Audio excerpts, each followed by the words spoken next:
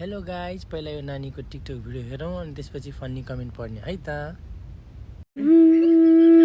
बेला बेला तिम्रो याद खुब आउँछ, आँसु खस्छ आँखालाई डुबाउँछ पानी परेको।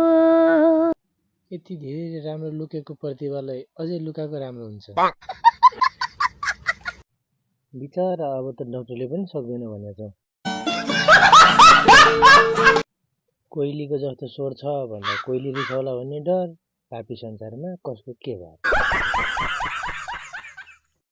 बहिनीको गीत अनि मेरो डान्स उस्तै उस्तै आफूलाई मात्र मन पर्छ। यो बुनुको कलालाई सम्मान गर्दै अबदेखि नगाऊ भन्न चाहन्छु। धन्यवाद।